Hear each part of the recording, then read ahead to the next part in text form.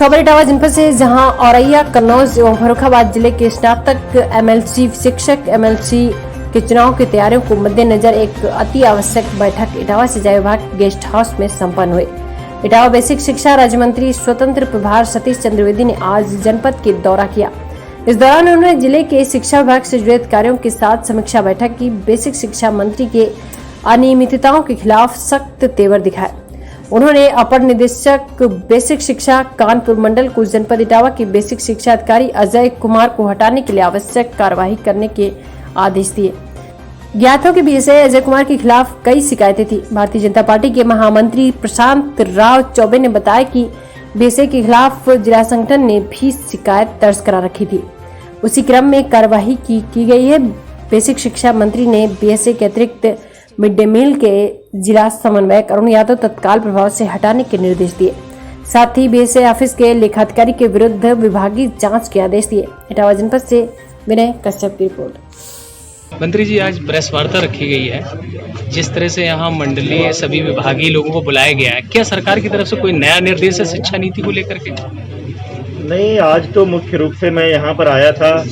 Party हमारी आगरा शिक्षक निर्वाचन क्षेत्र जो एमएलसी का है, आगरा स्नातक निर्वाचन क्षेत्र विधान परिषद का है, ये दोनों चुनाव भाजपा लड़ रही है। चुनाव ये जुलाई अगस्त में होने थे, लेकिन कोविड के कारण लेट हुआ। अब ये चुनाव होने वाले हैं आने वाले दिनों में। बहुत दिनों से, पिछले 1 साल से हम इस चुनाव की तैयारियां कर रहे हैं। तो इस चुनाव की तैयारी की प्रगति की समीक्षा करने की दृष्टि से जो कार्यकर्ता इस चुनाव में लगे हैं, उनके बीच बैठ करके और क्या तैयारियां हुई हैं, क्या कुछ करना बाकी है, इस दृष्टि से यहाँ पर आए हैं। अब आए हैं तो विभागीय समीक्षा भी करेंगे। अभी तो विभाग की समीक्षा बैठक होनी है। जिस तरह से विद्यालयों में ड्रेसों के वितरण की बड़ी चर्चा रही है कि कहीं क्वालिटी गुणवत्ता को लेकर के कई शिक्षा विभाग में कई टीचर्स को भी बड़ी प्रॉब्लम आ रही है कि कई विभाग की तरफ से निर्देश दिया जाता है कि बच्चों की जो ड्रेस बनवाई जा रही है वो दूसरी तरह से बनी, अब कहा जा रहा है गुणवत्ता बदली जा रही है। क्या लगता है कि कहीं ना कहीं कोई मिसअंडरस्टैंडिंग है या विभागीय कुछ भ्रष्टाचार का आरोप? नहीं, ये कोई मिसअंडरस्टैंडिंग नहीं है। जो यूनिफॉर्म है ये एसएमसी को लेना होता है, स्कूल मैनेजमेंट कमेटी जो है, जो ग्राम प्रधान और हेडमास्टर या इंचार्ज जो भी हैं, उनके संयुक्त खाते में धनराशि आती है। कपड़े के बारे में एक सामान्य निर्देश आता है कि इस तरह का कपड़ा होना चाहिए जो ज्वलनशील ना हो, बच्चों को पहनने में कोई कष्ट ना हो। और उस तरह एक तो इस बार एक व्यवस्था बदली है। जो प्रवासी देश के विभिन्न महानगरों से वापस लौटे थे, उन प्रवासियों को रोजगार देने के लिए, महिलाओं को रोजगार देने के लिए हर जिले में ये कहा गया है कि अधिक से अधिक स्कूल यूनिफॉर्म जो हमारी स्वयं सहायता समूहों में काम कर रही महिलाएं हैं, उनसे बनवाए जाएं, उनसे लिए जाएं। और जो वो नहीं कर पाती हैं, उनको लोकल लेवल पर जो स्कूलों के प्रभारी अध्यापक हैं, ग्राम प्रधान है, ये लोग मिल करके लोकल परचेज करते हैं। इसमें कोई विभाग की ओर से ना कोई निर्देश आता है कि किससे परचेज करना है, ना कोई हस्तक्षेप होता है।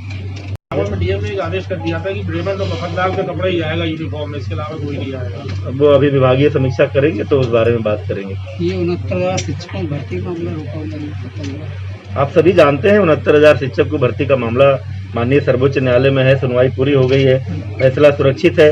इसके पहले आप सब जानते हैं लॉकडाउन पीरियड में ही हम बहुत तेजी से उसमें आगे बढ़ रहे थे। जून में काउंसलिंग की तिथियां तय हो गई थी। 3 जून को अचानक हाई कोर्ट का एक फैसला आया, उसके कारण से स्टे हो गया। फिर हम उसके लिए उस स्टे के खिलाफ माननीय सर्वोच्च न्यायालय में गए थे। वहाँ सुनवाई पूरी हो गई, फैसला सुरक्षित है।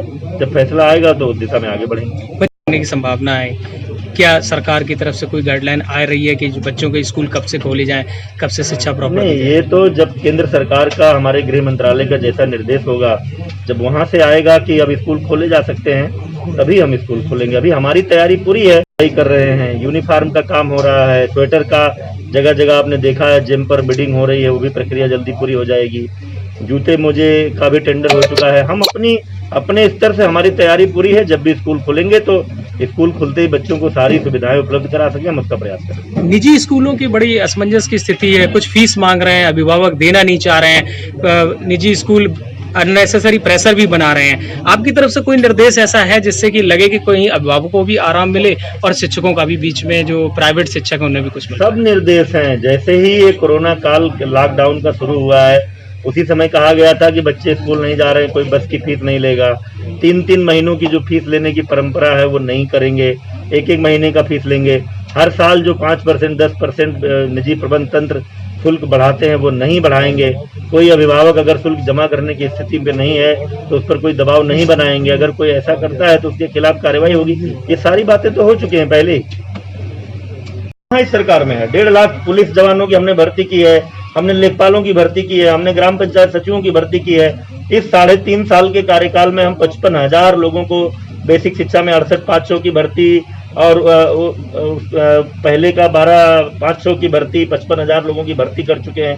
केवल एक 69,000 की भर्ती कोर्ट में है और क्या कर सकते हैं उसके लिए। अगर कोई भर्ती प्रक्रिया चल रही है और उसमें कोई अभ्यर्थी माननीय न्यायालय की शरण में जाता है किसी बात को लेकर और न्यायालय उनकी याचिका को स्वीकार करके उस पर विचार करता है तो क्या कर सकते हैं। और कोई कोर्ट का ये आदेश होगा कि इस भर्ती प्रक्रिया को आगे बढ़ाया जाए, हम तो यही उम्मीद रद्द कर दिया, हम यही उम्मीद करते हैं कि कोर्ट जो है फैसला देगा कि भर्ती प्रक्रिया आगे बढ़े। लेकिन जब तक कोर्ट का फैसला आ ना जाए तो प्रदेश जैसे बड़े राज्य में जहां बेरोजगारी की समस्या लंबे समय से चली आ रही है और अभी भी बरकरार है, वहां संविदा पे नौकरी देने का जो नया रिवाज अभी कुछ दिन पहले आया, ये अखबार में एक रिपोर्ट छपी है और अखबार ने अनुमान व्यक्त किया है कि ऐसा हो सकता है। सरकार ने तो ऐसा कोई शासनादेश जारी नहीं किया है, तो अखबार के अनुमान पर हम क्या जवाब दें। फिलहाल सरकार की तरफ से ऐसी कोई सरकार की तरफ से कोई शासनादेश जारी नहीं हुआ।